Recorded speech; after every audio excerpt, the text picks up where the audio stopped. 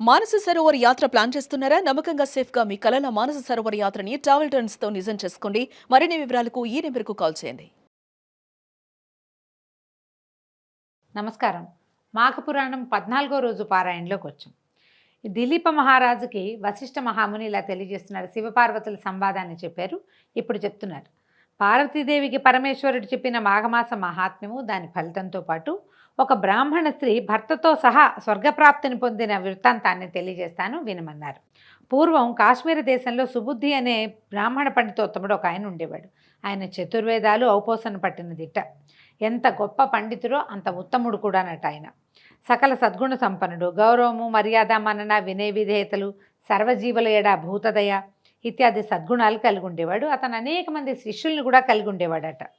అయితే ఈయన గొప్ప కీర్తి ప్రతిష్టలు సంపాదించాడు. ఈయనకి చాలా కాలానికి సుశీల అనే ఒక కుమార్తె కలిగింది. పిల్లకు ఒక 16 సంవత్సరాలు వచ్చినాయి.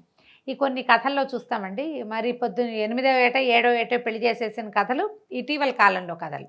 కానీ ఈ కుమార్తెకి 16 వివాహ యోగ్యత వయసు అంటే 16, 18 సంవత్సరాలు వచ్చేదాకా వివాహాలు చేసినట్టుగా కనపడదు. ఈయనకి 16 సంవత్సరాల కూతురుందట.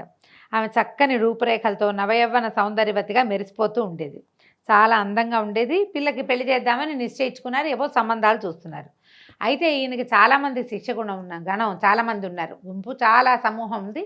అందులో నుంచి సుమంత్రుడు అనే ఒక కుర్రవాడిని ఇంట్లో ఉన్న దైవ కార్యం కోసం పూజా సామాగ్రి అడవిలోకి వెళ్ళి తీసుకురమ్మన్నారు. పూజా సామాగ్రి అంటే ఏవో పువ్వులు, పసుపు కుంకాలు దొరకవు కదా. అక్కడి నుంచి యజ్ఞం చేయడానికి సమిధలు, అవి ప్రత్యేకంగా కొన్ని రకాల చెట్లవే కొమ్మలు కావాల్సి వస్తాయన్నమాట. కొన్ని రకాల చిగుర్లు అంటే ఆకులు కావాలి. పంచపల్లవాళ్ళని చెప్తాం కదా మనం, మర్రి, రావి, జువ్వి, మేడి అట్లా అవి.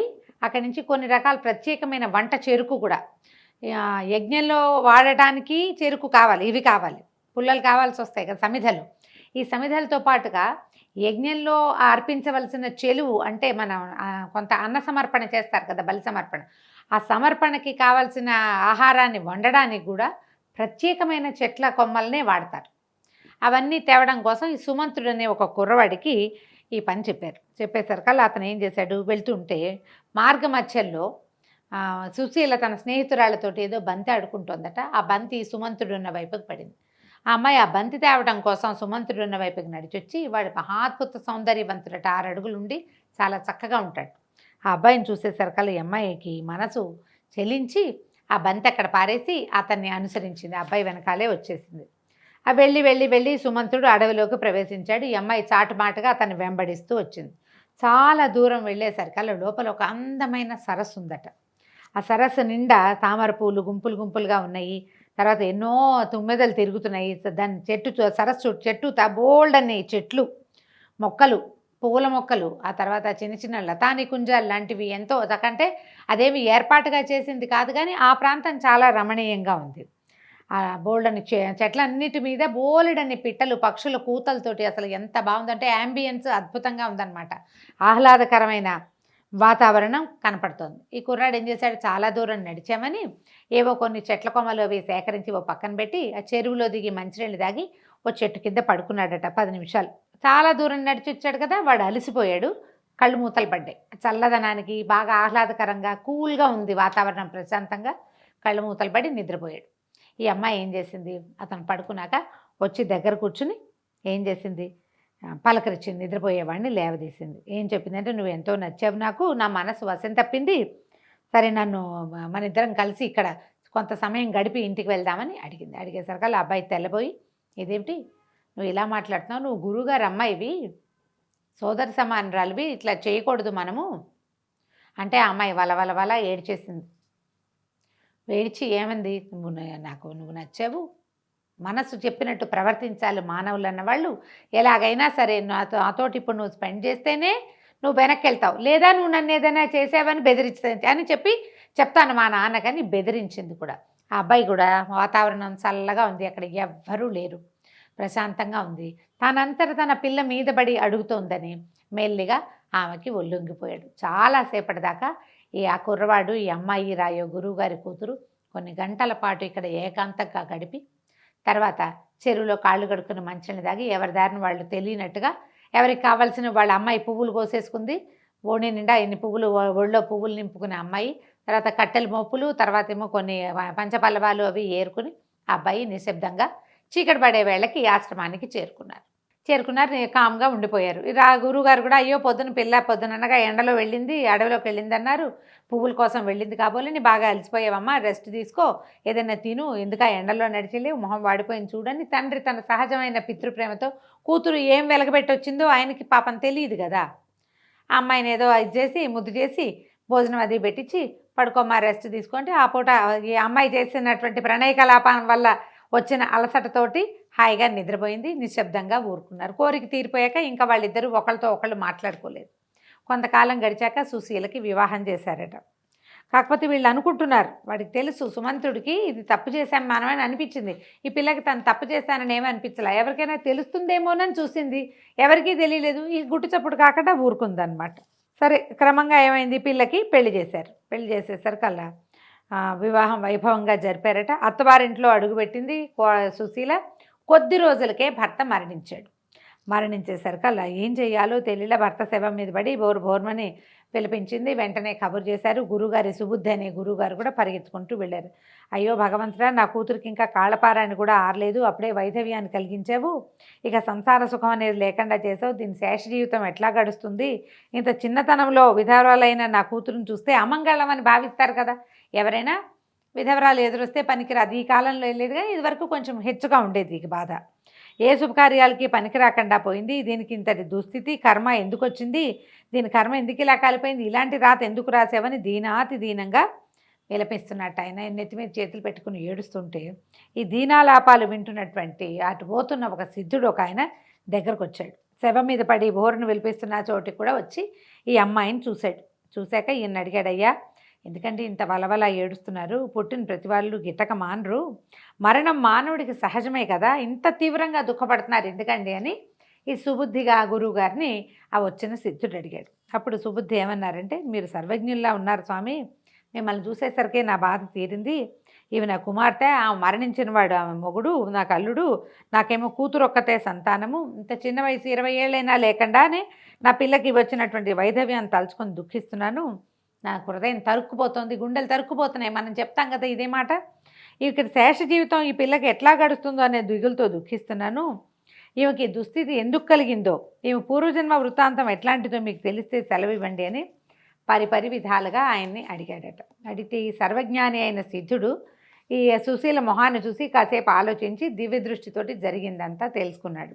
ఈయనకేం చెప్పాడంటే, ఓ బ్రాహ్మణ, నీ కుమార్తె పూర్వజన్మలో ఒక క్షత్రియ యువతి, ఆమె తన జన్మలో మిక్కిలి కామాంధురాలై భర్త ఉన్నను పరపురుషులతోటి తిరిగేది. ఆమె భర్తకి ఈ విషయం తెలిసి కఠినంగా వ్యవహరించి అదుపాజ్ఞలతో ఉంచాడు. అయితే ఈమెకి ఇతర స్నేహితులు ఉండటం వల్ల వారితో కలిసి కుట్ర పన్ని అర్ధరాత్రి తన భర్త నిద్రలో ఉండగా కత్తితో పొడిచి చంపింది. అతను విల్లవిల్ల తన్నుకొని మరణించాడు. కత్తితో పొడవటం వల్ల ఆ ప్రదేశం అంతా రక్తసిక్తం అయిపోయింది. పొడిచేసింది కానీ అంత నెత్తురు చూసేసరికల్లా ఆ భయానక దృశ్యాన్ని చూసి భయపడి తను కూడా అదే కత్తితో పొడుచుకొని మరణించింది. అంతటి ఘోరహంతకురాలైన ఈమె నీ ఇంటే కుమార్తెగా జన్మించింది. గత జన్మలో ఆమె చేసిన దోషం వల్లే నీ అల్లుడు అసువులు కోల్పోయాడు, ఆమె చేసిన ఘోర హత్యాపాతకం వల్లే ఈ వైధవ్యం సంభవించిందని చెప్పేసరికల్లా ఈయన అడిగాడనమాట, అంత హత్యాపాతకం చేసి ఉంటే సద్బ్రాహ్మణుడి ఇంట్లో, అందులోనూ నా కుమార్తెగా నా దగ్గర ఎంతోమంది విద్యార్థులు చదువుకుంటారు, నేనేమో చతుర్వేద పారాయణం చేయగలిగిన వాడిని, మా ఇంట్లో ఎలా పుట్టింది ఈ అమ్మాయి అని అడిగేసరికల్లా సిద్ధుడు చెప్పాడు, చాలా కాలం అంటే దాదాపుగా 14 జన్మల క్రితమట. అప్పుడు ఒక మాఘమాసంలో సూర్యుడు మకర రాశిలో ఉండగా కొంతమంది బ్రాహ్మణ స్త్రీలు యమునా నదీ తీరంలో స్నానం చేసి గౌరీదేవి వ్రతం చేసుకుంటున్నారు, భక్తి శ్రద్ధలతో పూజ చేశారు. ఆ గౌరీదేవి వ్రతం చేసిన స్త్రీలలో నీ కుమార్తె కూడా ఉంది. ఆనాడు మాఘంలో యమునా నది స్నానము, గౌరీదేవి వ్రతాన్ని చేసిన పుణ్యం వల్ల ఆమె ఒక సద్బ్రాహ్మణుల ఇంట్లో జన్మించింది. అయినా ఏం ప్రయోజనము, ఈమెకి కింద జన్మలో ఉన్నటువంటి కామాగ్నితో రగిలిపోయే గుణం వల్ల ఈమె ఏం చేస్తుంటే మీ శిష్యుడైన సుమంత్రుడితోటి తన కామతృష్ణని రహస్యంగా తీర్చుకుంది. వివాహాత్ పూర్వమే ఈమె కన్య కాదు, కానీ కన్యాదానం చేయబడింది. అందువల్ల అది కూడా పాపం, ఆ పాపం వల్ల ఇలా చిన్న వయసులోనే వివాహమైన 2-3 నెలలకే వైధవ్యం వచ్చింది. మాఘమాస పుణ్యఫలం వల్ల మీ ఇంట్లో పుట్టినా కూడా తను ఇప్పుడు చేసినటువంటి ఘోర పాపం వల్ల భర్త చనిపోయాడు, ఇలాంటి స్థితి వచ్చిందని చెప్పాడట. చెప్పేసరికల్లా ఇక నువ్వు దుఃఖించద్దు, ఈ జన్మలో మనతో మన వాళ్లకు అకాల మరణము, ఏదైనా విపరీతమైన అనారోగ్యము, ప్రమాదాలు సంభవించాయంటే అది పూర్వజన్మ పాప ఫలితమైనా కావాలి, లేదా ఈ జన్మలో మనం ఎవరికీ తెలియదు అనుకుని చేసినటువంటి పాపాలైనా అయి ఉండాలి. ఇంకా దుఃఖించద్దు, కర్మ సిద్ధాంతం ప్రకారం కానున్నది కాక మానదు, జరిగిపోయేది జరగక మాందు, జరిగింది జరుగుతుంది, జరగబోయేది అంతా మనం మంచిగా అనుకోవాల్సిందే, మంచో చెడో జరిగిపోయింది అంతే అనే సకల సుబుద్ధి విపరీతంగా దుఃఖించాడట. నేను ఎలాంటి పాపపు మాటలు విన్నాను, అయ్యో కింద జన్మలో భర్తను చంపి తన ఆత్మహత్య చేసుకుంది, ఎంత అఘాయిత్యం, పోనీ ఈ జన్మలో అయినా కన్యగా ఉండి వివాహం చేసుకుందా అంటే, అది కాకుండా నాకు శిష్యుడైన వాడు నా కొడుకుతో సమానం, దీనికి అన్నవుతాడు కదా, మామూలుగా కూడా మనం చెప్పుకుంటాం గురువుగారు తండ్రితో సమానం కాబట్టి. ఇలా కామంతో కళ్ళు మూసుకుపోయి వావి వరుసలు లేకుండా ఇలా కామాంధురాలైపోయింది. అయ్యో ఇంత ఘోరం, ఈమె నా కూతురు అవటమే నాకు సిగ్గుగా ఉంది అని చాలా బాధపడి, కానీ ఓ పక్కన చెప్పాడనమాట, తీవ్రమైన కోపంగా ఉంది, కానీ అవ్యాజమైన అనురాగం కూడా ఉంది. నా కూతురు ఇలాంటి దుస్థితిలో ఉంది, ఇప్పుడు ఏం చేయబోతుందో రేపొద్దున, మళ్ళీ ఇంకెన్ని పాపాలు మూట కట్టుకుంటుందో, కాబట్టి నా పిల్లని ఇందులో నుంచి బయటపడేయండి. నా యందు దయించి నా కుమార్తె చేసినటువంటి కిందటి జన్మలో చేసిన ఘోర పాపము, ఈ జన్మలో చేసినటువంటి ఘోర అపరాధము, ఈ రెండింటి నుంచి ఎలా విముక్తురాలవుతుందో తెలియజేయండి అని పరిపరి విధాలుగా బతిమలాడేటట. అప్పుడు ఈయన చెప్పాడు సిద్ధుడు, ఈ మాఘమాసంలో నీ కుమార్తె చేత నదీ స్నానం చేయించి గౌరీదేవి పూజ చేయించు, ధూపదీప నైవేద్యాదులతో పూజించి ముత్తైదులను పిలిచి వాయనాలు ఇప్పించు. మాఘమాసం 30 రోజులు నీ కూతురుతోటి ఈ విధంగా చేయించు. భక్తి శ్రద్ధలతో విష్ణుదేవునికి పూజలు, భజనలు, సంకీర్తనలు, హరికథలు ఇత్యాదులను నిర్వర్తించు. అలా నీ కూతురుతో చేయించినట్లయితే ఈమె యొక్క పంచమహాపాతకాలు హరించుకుపోయి నీ అల్లుడు కూడా పునర్జీవితుడు కాగలడు. అత్యంత నియమనిష్టలతో ఆచరిస్తే గనక నీ కోరిక తప్పక నెరవేరుతుంది. ఆ విధి విధానాన్ని కూడా వినమన్నారు. గౌరీ పూజ ఎలా చేయాలో చెప్తున్నారు. మాఘశుద్ధ విధి నాడు ముత్తైదువుని పిలిచి వారికి స్నానము గావించి వారి పాదాలకు పసుపు రాసి నుదుట బొట్టు పెట్టి పూజించాలి. 2 కొత్త చేటలు తెచ్చి అందులో ఒక దాంట్లో చీర, రవికల్గుడ్డ, పసుపు, కుంకుమ, పళ్ళు, స్వయం పాకము, తమలపాకులు, వక్కలు దక్షిణ ఉంచి దానిపై 2వ చేటను మూతవేసి మూసి వాయినమని చేస్తారు. చేటల నోము అలాంటివి కూడా ఉంటాయి కొంతమందికి, అది చెప్తున్నారనమాట. ఒక ముత్తైదుకు వాయినం ఇవ్వాలి.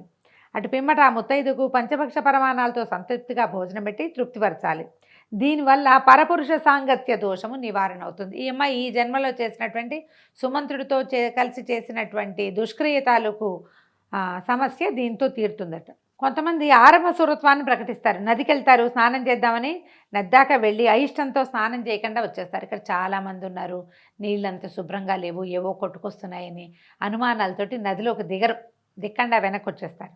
అలాంటి వాళ్ళని భార్యలు ప్రోత్సహించి నదీ స్నానం చేయించాలట తప్పకుండా. అంటే నదికి వెళ్ళినప్పుడు వాళ్ళు కాదన్నా మనం అవుననిపించాలి. ఆడవాళ్ళకి పట్టం కడుతున్నారు చూడండి. ప్రతి మగవారి ఔన్నత్యం వెనకాల మగ ఉంటుందని కదా సామెత. కావున స్త్రీలందరూ నిష్ఠతో మాఘమాస స్నానం చేయాలి, వారి భర్తలతో చేయించాలి. కుటుంబ గౌరవానికి కానీ పరువు ప్రతిష్టలకు కానీ వంశాభివృద్ధి కానీ స్త్రీలే కదా ప్రధాన కారకులు. కాబట్టి ఈ మాఘమాసంలో ప్రతిరోజు నదీ స్నానం చేసి పూజలు చేయాలి. ఈ మాసమంతా విష్ణుమయమైన హరికథలు, బుర్రకథలు, దాన ధర్మాది కృత్యాలతో గడపాలి. భజనలు, సంకీర్తనలు పెట్టించాలి, లేకపోతే వినాలి. అది కాకపోతే మనమే ఇంట్లో కాసేపైనా ఏవైనా స్తోత్రాలు, శ్లోకాలు చదువుకోవాలి. సినిమా పాటలు కాకుండా ఏదైనా భక్తి సంగీతాన్ని ఏ భక్తి టీవీలోనో ఆన్ చేస్తే వాళ్ళ దారిని వాళ్ళు పాడుతుంటారు, కాస్త చెవిలో పడతాయి. ఇంట్లో కూడా కొంచెం వాతావరణం శుభ్రపడుతుంది, మంచి మాటలు, మంచి నామా సంకీర్తన జరుగుతుంటాయి. కాబట్టి ఇట్లా ప్లాన్ చేసుకుంటే సరిపోతుంది. నిత్యము విష్ణువు యందే ధ్యాస కలిగి ఉండాలి. ఈ మాఘమాస వ్రతానికి మించిన వ్రతం ఇంకొకటి లేదు. ఈ వ్రతాన్ని ఆచరించి మునులు సిద్ధులవుతున్నారు. ఈ మాఘమాస వ్రతం వల్ల మతి లేని వారు మంచివారు అవుతారు. కుష్ఠవ్యాధితో బాధపడేవారు వ్యాధి నుంచి విముక్తులయ్యి పుణ్యాత్ములు కాగలరు. అయితే దీని మాఘమాసాన్ని గొప్ప కోసం కానీ డాంబికంగానే నిర్వర్తించరాదు. గొప్పలు చెప్పకూడదు, నేను చేస్తా, పొద్దున్నే లేస్తా, నాకు ఏటా అలవాటే, అలా ఏం చెప్పద్దండి. ఎవరి దారి వాళ్ళు చేసుకోవాలంతే. 10 మంది మెప్పు కోసం ఈ వ్రతాన్ని చేయొద్దు. మంచి మనసుతో త్రికరణ శుద్ధిగా నియమనిష్టలతో మాఘమాస వ్రతాన్ని చేసిన వాళ్ళు విష్ణు సాయుధ్యాన్ని పొందుతారు. నిరాడంబరతే నారాయణునికి అత్యంత ప్రియమైనది. ఆయన అలంకార ప్రియుడు. విష్ణువు ఎంత అలంకార ప్రియుడో అంత డాంబికాన్ని సహించడు. ఆయన చక్కగా అందంగా తయారవుతాడు, మంచిగా నగలన్నీ పెట్టుకుని. ఆయన మంచి అలంకారం కావాలి. కానీ నువ్వు అలంకారం ప్రపంచం కోసం చేసుకోకూడదు, ప్రపంచం కోసం ఏదీ చేయకూడదు. నీకోసం నువ్వు చేసుకుంటే చేసుకో, అంతే. చిత్తశుద్ధితోటి మాఘమాస వ్రతాన్ని చేయాలి. భక్తి శ్రద్ధలు, నియమనిష్టలు, నిరాడంబరత, చిత్తశుద్ధి మునగున్నవే ప్రధానాలు అని సిద్ధుడు ఉపదేశించి తన దారిని తను వెళ్ళాడు. సుబుద్ధి అంతటా తన కూతురు సుశీల చేత సిద్ధుడు ఉపదేశించినట్లుగా చేయించాడు. తత్ఫలితంగా మరణించిన అల్లుడు పునర్జీవితుడయ్యాడు. అందరూ మాఘమాస వ్రతాన్ని ఆచరించి పాపరహితులయ్యారు. దీంతో 14వ రోజు పారాయణ పూర్తయిందండి. రేపు ఉదయం 15వ రోజు పారాయణలో మళ్ళీ కలుసుకుందాం. నమస్కారం.